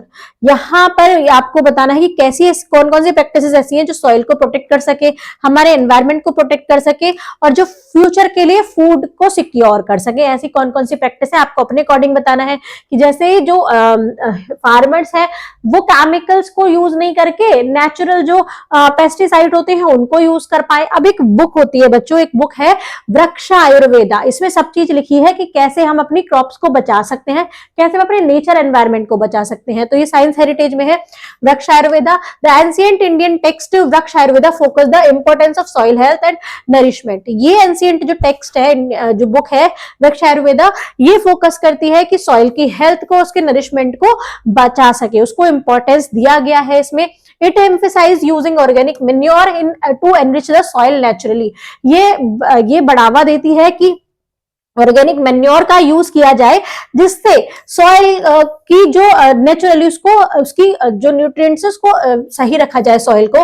The text recommended Kannappa जाला एंड जाल लिक्विड फर्टिलाइजर मेड फ्रॉम, एक मतलब फर्टिलाइजर का नाम है ये, इसको रिकमेंड करती है जो एनिमल के वेस्टेज से बनता है और प्लांट के वेस्ट से बनता है। जो हम जैसे घर में हम सब्जियां काटते हैं, जो ये ऑर्गेनिक प्लांट का वेस्ट है, मतलब जो हम छिलके काट रहे हैं, और जो एनिमल का वेस्ट है, जो डंग, जो एनिमल डंग होते हैं, उनके साथ इनको मिक्स करके, सॉइल को मिक्स करके ऐसे मैन्योर बनाया जाता है, जिससे क्या होता है कि ये मिट्टी को उपजाऊ बनाता है। प्रिपेयर दो फर्मेंटेशन, इसको प्रिपेयर किया जाता है फर्मेंटेशन से, which break complex substance into simpler ones, जिससे कॉम्प्लेक्स सब्सटेंस सिंपलर में टूट जाते हैं।